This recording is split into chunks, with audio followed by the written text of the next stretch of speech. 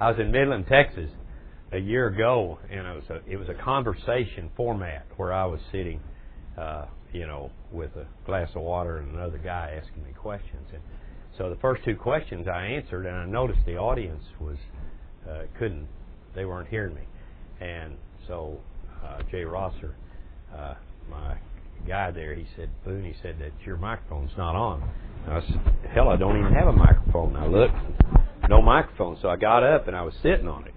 And so I took it and pinned it on.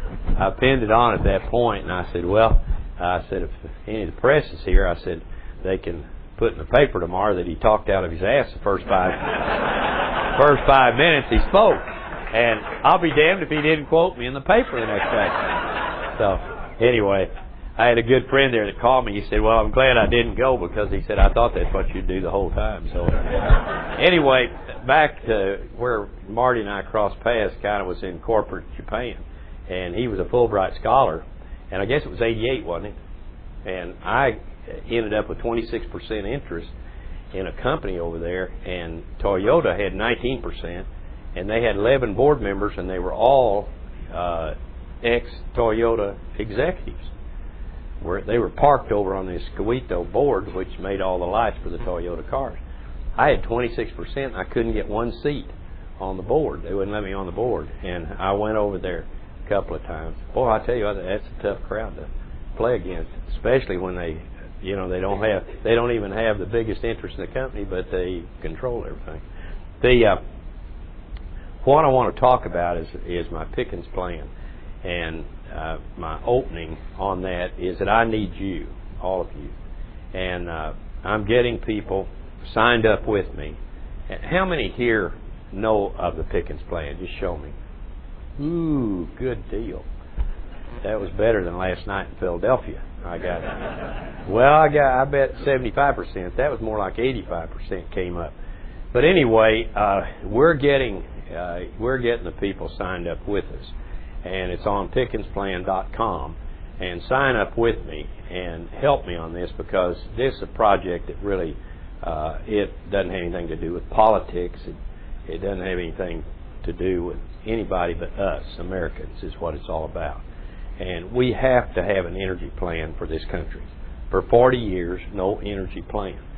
I was on with The View, which may surprise some of you, that somebody said, God, you're not going to go on there with those 5 women, are you? And I said, man, listen, I said, those 5 women, you're going to find that we're all in agreement on what I'm talking about. And you know who the 5 women are. But I ended up in the makeup deal. They don't make me up. They just pat like this. I said, don't put any of that grease stuff on me. But anyway, I was there, and Whoopi Goldberg was in there. And she said, I didn't pay any attention to energy in America until you started running those ads. And she said, I had no idea that we were paying up to $700 billion for foreign oil. We didn't spend that much last year. It's about 450, but at $147 a barrel, you're spending $700 billion. But anyway, she said $700 billion, and she said, and that we're importing almost 70% of our oil. And she said, I started checking around to see if you knew what you were talking about. She said, I made some calls and all, and said, you know this business. And I said, yeah, I know this business. I've been in it for over 50 years. And she said, I can't believe that we're importing that much oil, and so much of it is coming from the enemy. And I said, it's unusual, isn't it? And she said, yes, it is. And she said, why? And I said, well, you never had anybody in Washington that really understood the issues. They didn't understand energy, and we had cheap oil. So it was fixed to just let it go on as long as we could on it. Quentin was here telling me that he was in the Mideast, I think, and that they think we in America have all this oil, and that we are using up their oil, and when theirs is gone, we'll use ours. No, that's not it. We don't have the oil. We have 3% of all the oil in the world. The United States does. We operate like we have oil, and we don't have oil. And why? Again, cheap oil. There's 85 million barrels of oil produced every day in the world. And I'm getting convinced that's all the world can do. I don't care what you do, that it can't do any better than it's doing, about 85 million, because the big fields are becoming mature and depleting. And when a field is depleting, you start to lift water with oil. And now in Saudi Arabia, they're lifting 6 barrels of water with 1 oil. And Russia's lifting 9 water with 1 oil.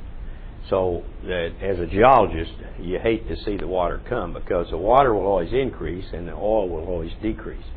So from here out, they'll lift more water and less oil. So we're 85 million barrels is all the world can do. We're using 21 million of the 85 million every day. And we're importing 12 million barrels a day to the United States of the 21. Okay. We're using 25% of all the oil, and we have 4% of the population and 3% of the reserves. It's a huge imbalance. The first thing that if you say something like that to an oil person or something, say, yeah, we're more highly industrialized. Really? They don't give a damn whether you're industrialized or not industrialized. What it's going to come down to is we are going to be told that we are importing way too much oil, and the price of the oil is going up because of us, because we use too much of it. Now that's going to be coming up. It doesn't fit now because they want the price up, because they want the revenues off of it. If you look at 5 years ago, OPEC's revenues were $250 billion. 5 years ago. Last year, 2008, they were $1,250 billion. 5 times. 5 times in 5 years. Okay. Now, go forward 10 years. Fast forward 10. 2019, where are we? We haven't done anything. We've just drifted for 40 years. No energy plan. Now, where are we in 2019? We're importing over 75% of our oil, and we're paying $200 to $300 a barrel for it. Now, this does solve 2 big problems in this country, if that happens. We won't have to worry about health care or education because we won't have any money to take care of either one of them. You will be spending your money on energy, and the money's going out of the country, never to be seen again. We don't have to do that. That is not something that is necessary. I am convinced, when you read America's credibility keeps sinking around the world and everything else, I know we're good people in this country. We're good people, we're kind people, we're generous people, we're not fools. But we don't go out to cause problems, I don't think, for any these countries. We like to I think we want to get along with them. And, this administration is saying we must have more dialogue with the Iranians and with the Taliban and everything else. Try it. Maybe it'll work. I wouldn't give good odds that it is, but nonetheless, it's worth a try. And so, but I know that we want to get along. But why does our credibility go down? I think credibility goes down because the people around the world think we're stupid to import as much oil as we do from people that don't like us. I think they truly do. Now, the Danish Minister of Energy was here 2 weeks ago and contacted, and I think the number one reason for her to come over here was to meet with me. I may be kidding myself, but I think that was it. But she came in just a few hours from Copenhagen, and we met at the Hay Adams Hotel. And we talked for a couple of hours. And she said, what exactly are you trying to do? I said, I'm trying to get off of oil that we're purchasing from people that don't like us, that hate us. And I said, because I can only see one outcome to this. And she said, well, I agree with you. But she said, you know what we did? She said, we actually were importing all of our oil from the Mideast and for Denmark. And she said, we're off of it. We don't import anymore. 10 years it took them. But what they do, they went to wind. They don't have as good a wind as we do. So they went to wind, and they're on the battery. They sat down, looked at their resources, just like we should do, and see which resources fit which application, and then get a plan. How about a plan? I can still remember my dad. It was at the end. At midterm. It was the end of the first term of my sophomore year, and he came. I went to school at Oklahoma State at Stillwater. I'm a geologist from there. My dad was a landman, worked for Phillips, and so the family had always been in the oil industry. But he also belonged to the same fraternity I was being initiated into. So he came over, and it was a big deal. He was a lot better fraternity guy than I was.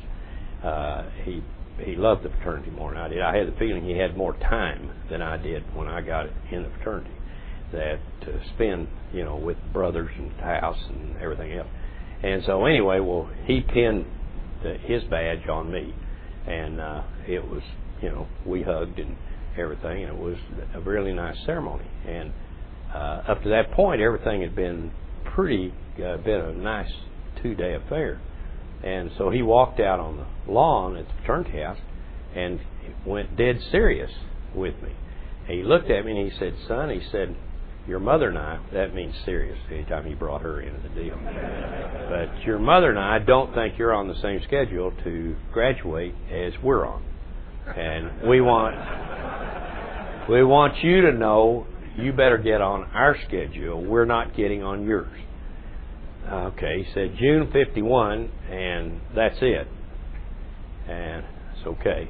So I got out June of 51, and I had to carry 2 18 semesters, a 19-hour semester, and 1 summer school. But I made it, and I made the dean's list the last 2 years. But what he said to me, he said, "Son," he said, a fool with a plan can beat a genius with no plan. And your mother and I are concerned that we have a fool with no plan."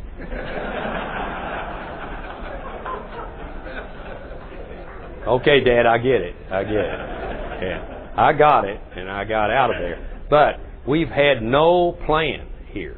We now must have a plan. We must have a plan. And it's coming up very fast, because we want this to fit into a schedule where we might have an energy plan voted on before Memorial Day. Now, maybe that's this optimistic geologist talking, and I am optimistic. You have to be if you're a geologist, because you drill so many dry holes. You can't get your dauber down. You've got to always think the next well is going to be good, and everything. So you got to stay up. Well, I'm up most all the time. But now, solution to the problem. You've heard the problem. We're importing all this oil. And all that's going to happen if we don't do anything is going to go up, and the cost is going to go up with it. So I know. I mean, those are facts. Those are facts. Now, solution to it. Our resources, when you look at them, sure, we got some oil, but not much. And we've got some oil. That'll continue. We're a marginal producer in the overall scheme of things. An average oil well in the United States is 5 barrels a day. An average oil well in Saudi Arabia is 5,000 barrels a day.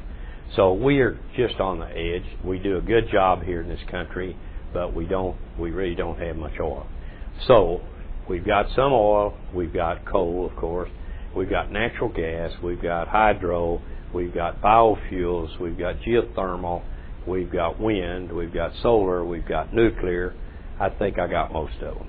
Okay, when you look at power generation in the country, 50% of it goes to coal, 20% to nuclear, 22% to natural gas, and the remaining sliver is hydro and miscellaneous. Okay, natural gas is the natural fuel to go to transportation. There isn't anything in that list. You've already exhausted pretty well biofuels, and that's about, they'll cover 10% of your gasoline requirements annually, and they moved up that mix, which I think is a good idea, to 15% on the blend. Keep using American for transportation fuel. I mean, the Wall Street Journal wrote an op-ed about my Pickens plan, they said he's trying to mess up world trade. That this is not the way the free market works.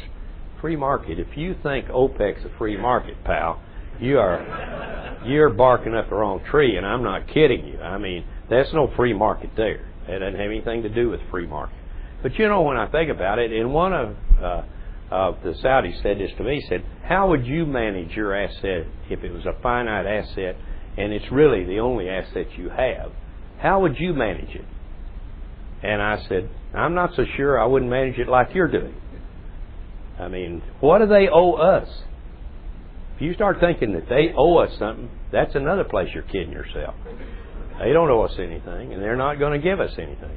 And for Vice President Cheney to go to Mideast to twist their arm to get more oil, I thought, boy, that's a wasted trip. I mean, you can take care of that with a telephone call. But I'm sure there were other things they talked about. But the thing about it is they're not going to do that. And we need to get on our own resources. Sit on our own bottom is what we need to do. And there's a way to do it. So what you do is you use your resources. The wind and the solar. The greenies want it. The Democrats love it. And it's good. It's good. Now, you don't want to turn it over to the greenies, or what'll happen is they'll want to shut down every coal plant and on power generation, and then our utility bills will go through the ceiling, and so that'll then be a big problem. So you got to be realistic in dealing with it. I've talked to the transition team. They called on me. Obama called on me in September of 2008 for a meeting, just the two of us, and McCain in the same month did too when they were in the campaign. And we talked about energy. Kind of a couple of interesting things came out of that. With McCain, I came to the conclusion after that meeting well, maybe it took me a few weeks more, but that John McCain and Boone Pickens are too old to be president of the United States. But McCain was convinced that nuclear was the way to go. I said, I'm for nuclear. He said, I don't think you are. And I said, I promise you I am. I'm for nuclear. I'm for anything American. But nuclear does not move an 18-wheeler. Only one fuel in my list there that's going to move an 18-wheeler is natural gas. It's cleaner, it's cheaper than diesel, it's abundant, and it's ours. Why don't we use it? We're going to. We're going to use it, and that's going to be part of the solution. And he said, when I went through it, I said, we don't have anything else, Senator, but natural gas. He said, you're trying to make me pick a winner. I said, no, you missed my point. There's only one. It's already been picked. It's not a multiple choice question. You need to embrace it and explain it to the American people that this is our resource and this is what we're going to do to reduce it. Okay, go over to Obama fast.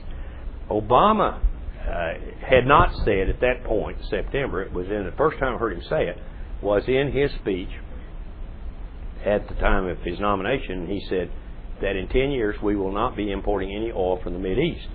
Now, he said that 4 times since that I've heard him say it. He means it. If he's saying that, he has to have a plan. He has to have a plan. Okay, go backward now to 1970. The first president I can remember that talked about energy was Richard Nixon. And he said in 1970, we're importing 24% of our oil from foreign countries. By the end of this decade, in the 70s, we will not be importing any oil from a foreign country. Wrong. We were importing 28%. Nobody said, do you remember this? Well, at the end of the 70s, he's gone. So no use talking to him. He's out of there. But from that point forward, everybody that ran for president, Democrat or Republican, said, elect me and we'll be energy independent. I had 2 inputs to 2 candidates. Neither one of them won.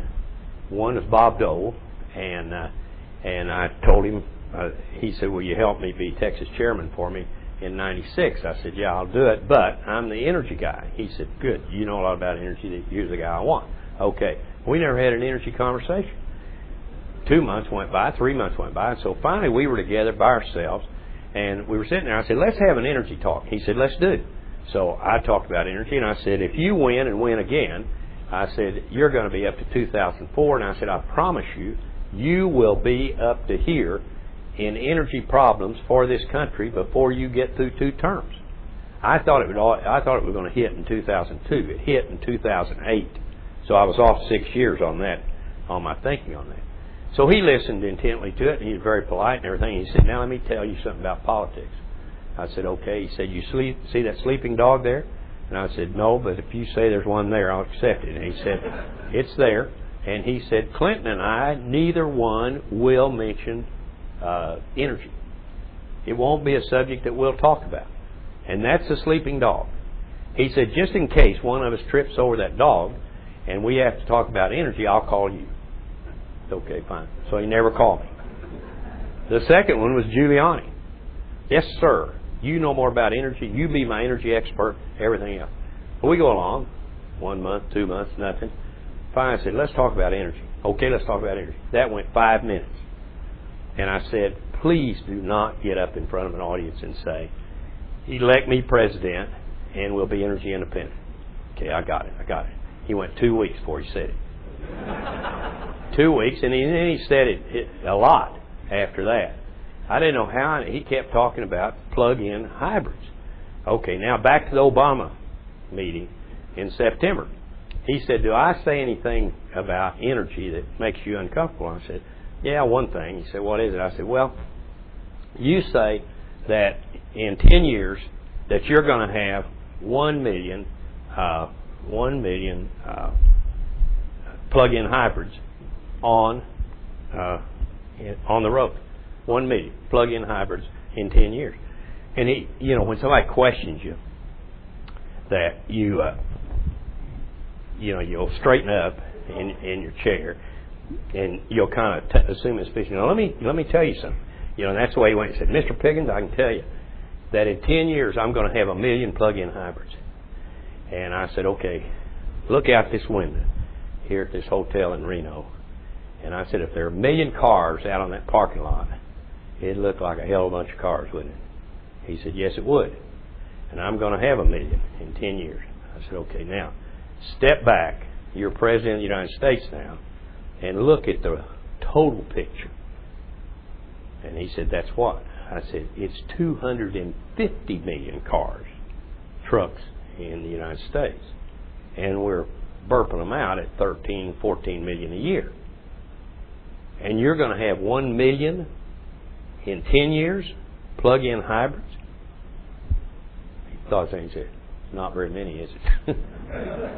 No, because the magnitude of the problem that faces all of us in this country is so huge, and it's been a absolute mindset of denial is what we practice. I can promise you, this is coming up, and I've talked about this.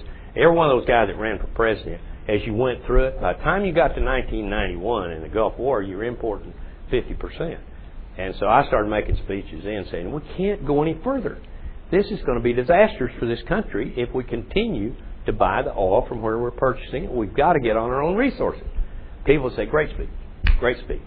Well, can you help me? You got any ideas how we can accomplish it?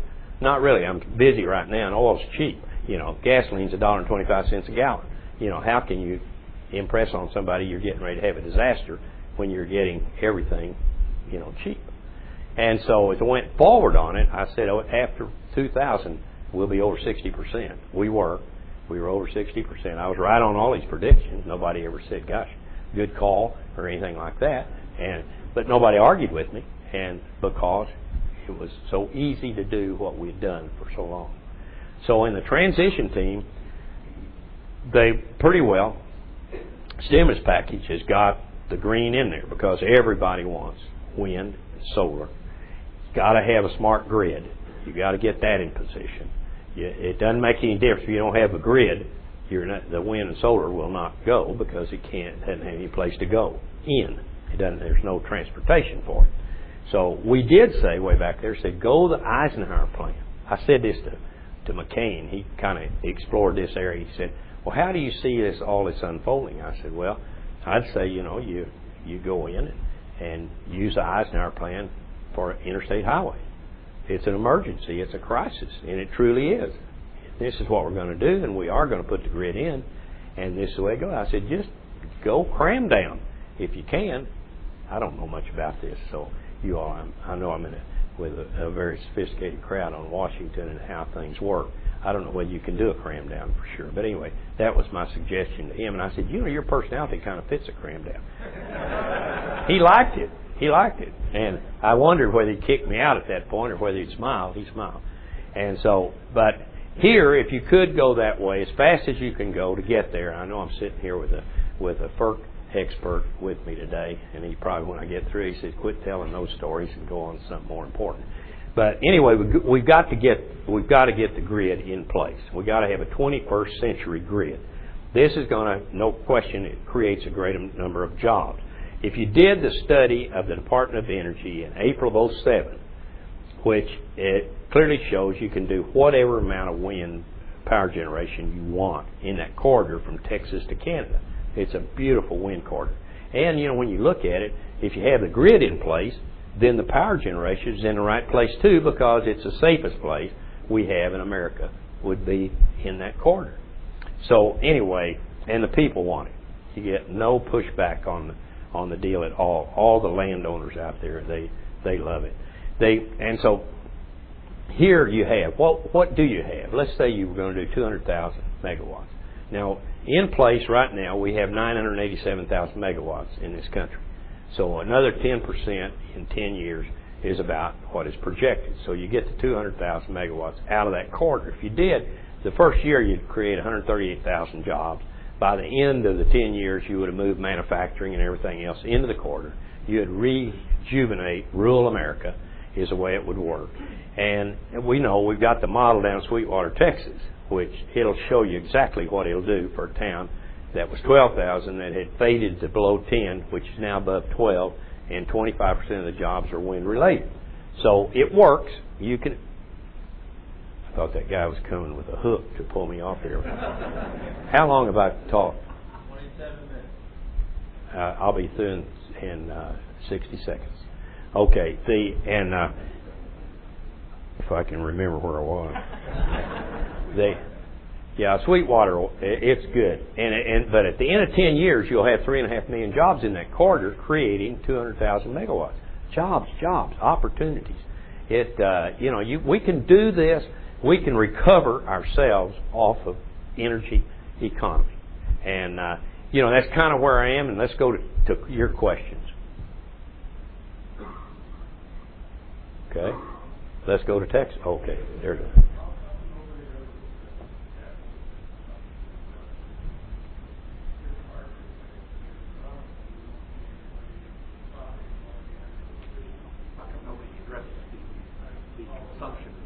Okay, I got it.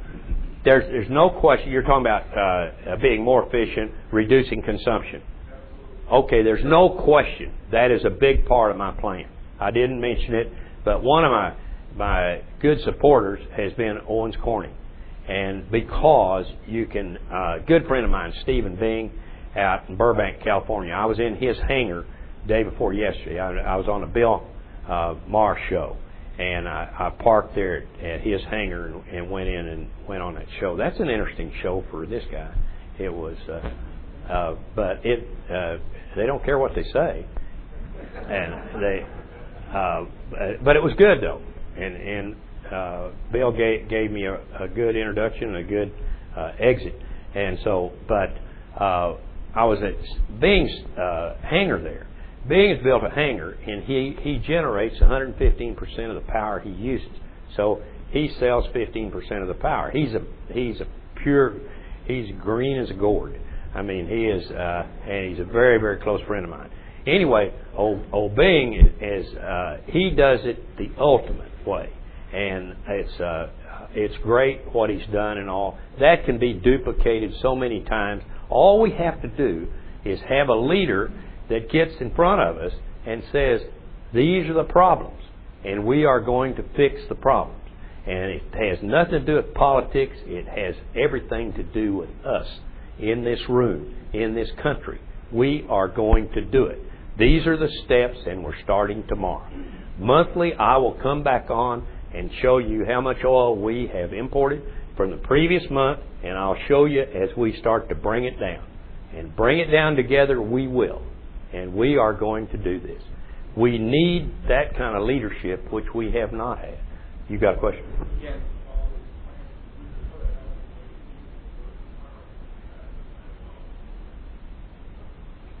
What was it? Wait a minute. What was it he said? We could put 500,000 people back to work in the economy tomorrow if we strictly capacitize the consumption on the board. Individually add the board, not out in the family, not out in the parking lot, but Article 460 of the National Electric Code is not being followed. They're not capacitizing the individual motor loads to optimize the power factor. So if you produce the power with the wind or the photovoltaic, you're still going to waste it in the building. Don't waste it in the will? No kidding. You're exactly right. And you got to, all of that's got to change. But let me give you my conclusion to what happens to us. I didn't give you that. That you're going to use the natural gas for the bridge because nothing else moves the 18-wheeler. Go light duty battery. Go 18-wheelers, natural gas, which is 60% cleaner than diesel. New Delhi, I've already told that story. Okay, New Delhi. I have the mic. Well, I was out, you tell these things, you get to thinking, have I said this or that? I'm 80 years old. I'm doing pretty good, aren't I?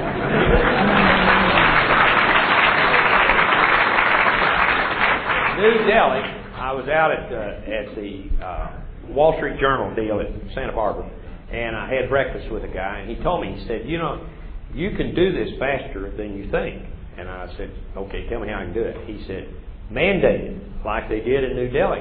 They had diesel fumes that were, killing them on the street, I guess. He said it was unbelievably bad. And he said, they just said, no more diesel, get over to natural gas. He said, how long do you think it took? And I said, the whole deal? He said, there's no more diesel. He said, it stopped.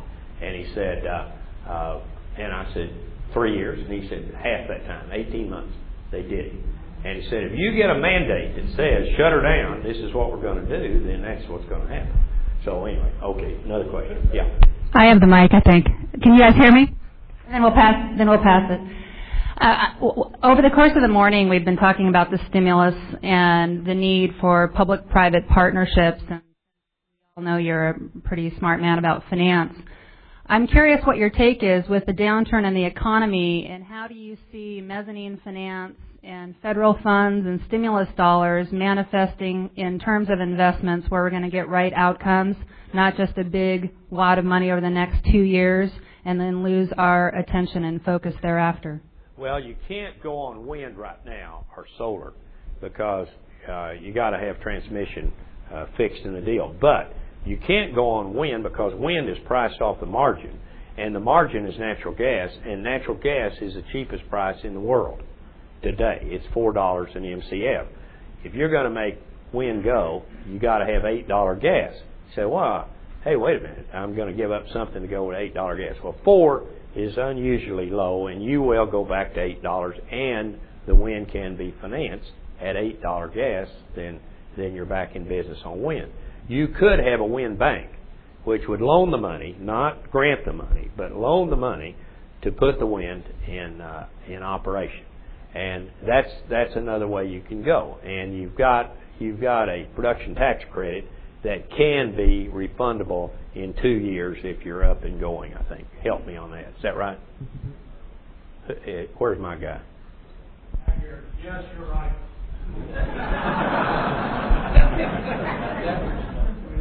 Why didn't you just say that before I said my guy?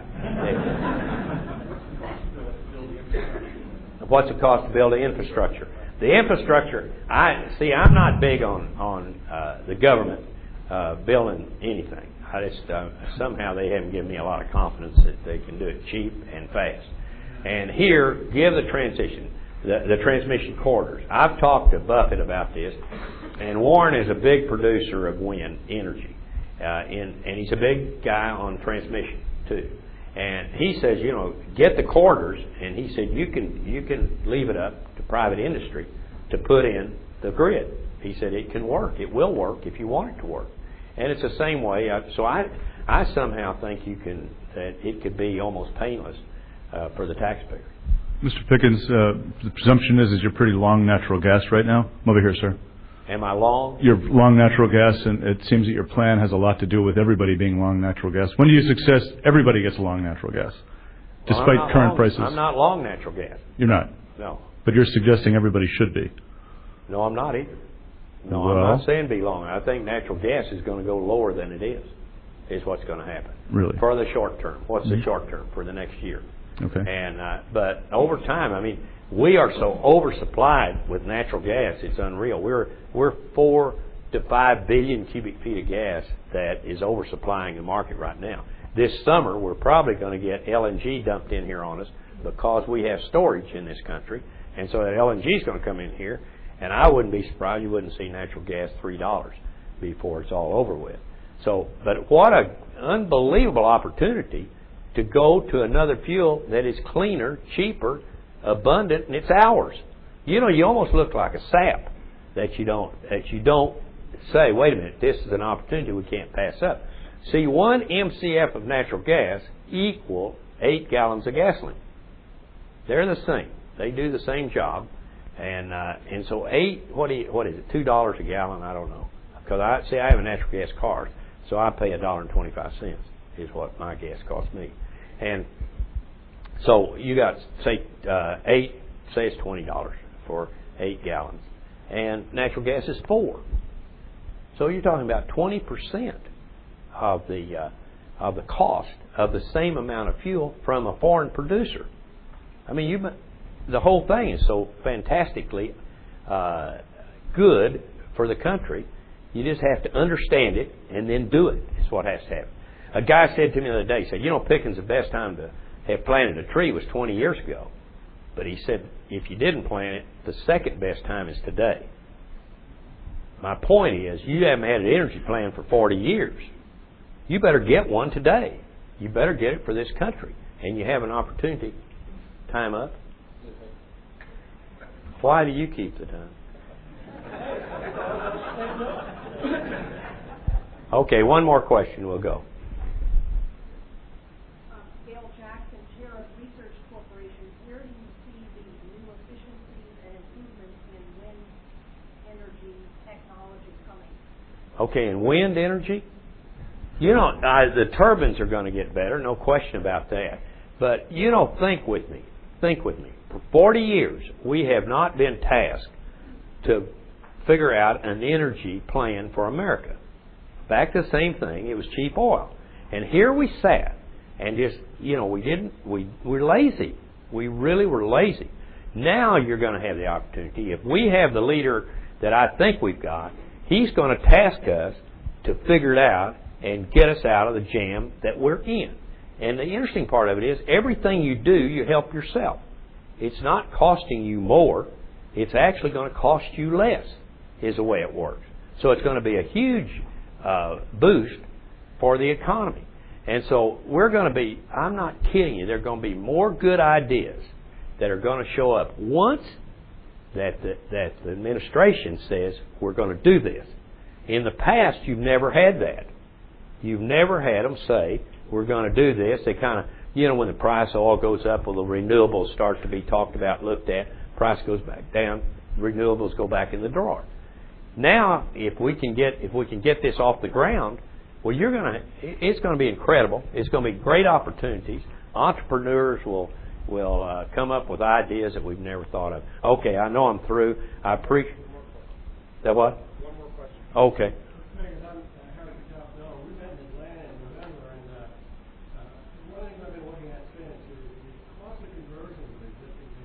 Don't convert. Oh, you don't. It's on the front end of a move. I hate to tell you this, but it may be analogous. But I'm a guy that paid $25 for a ballpoint pen. That isn't funny to anybody. But I thought it was a great invention. and I bought a $25 cross pen. I had a dozen of them given to me a year later. They weren't worth anything. Okay, now you're going to find let me give you an example. In Southern California, which is my model for a seamless move to natural gas, was the South Coast Air Quality Management District, the AQMD, run by a guy named Barry Wallerstein. Wallerstein gets in position there, and he has an air quality problem and a lot of money. So he says, okay, what's my biggest problem? They said, trash trucks. They're 24/7, idle a lot, the emissions are terrible. One diesel trash truck off the road is equivalent to 325 cars. So he said, okay, let's go after them. The first cut at it was $128,000 difference in the cost of a diesel trash truck and a natural gas. $128,000. He gave $50,000 to the trash hauler on this basis. You get $50,000. You don't convert. You go to a new truck when you want to. When you want to, but you can't haul trash in Southern California with a new truck that's a diesel. So keep what you've got, no problems, and when you get the new one. So how long ago was that? 7 years ago. That's shortened up to where it's $20,000 now. Why? Because of scale is what happened. The same thing will be if they want to convert them, okay, but it's more expensive if you do. And so I say don't convert them. Go with OEMs, original equipment manufacturers. Go with the new one. Go with the car. Go with the truck. Go with the bus. The largest bus fleet in the world, I've got to tell you this. Let me have 1 minute and then I'm through. That there are 10 million natural gas vehicles in the world. We have 142,000 of them. Now you think about that. And we have an abundance of natural gas. We're probably, on reserves of natural gas, we're the fourth largest in the world. Fourth largest in the world. And we're sitting here not using the natural gas. Okay, 10 million of them, we have 142,000. The largest bus fleet in the world is Beijing Transit. 4,800 buses. I was over there 2 years ago, went over and saw all their equipment and everything else. It's well maintained but old. They don't have current stuff. And then you've got LAMTA, which is the second largest, which has 2,500 buses. And that was put in because of air quality, is what it was. It had nothing to do with foreign oil. But they're sitting there in LAMTA with a real, state-of-the-art fleet of buses in there. They cleaned up LA. A big part of it was because of those diesel buses they got off the street. So, having said that, I think I've said everything. But one last thing. Join with me on this. I need you. I seriously need you. So go get on there. I want you to feel so guilty if you go to bed tonight and you have not gone on PickensPlan.com and signed up with this old man that's out here trying to fix this problem for all of us. Thank you.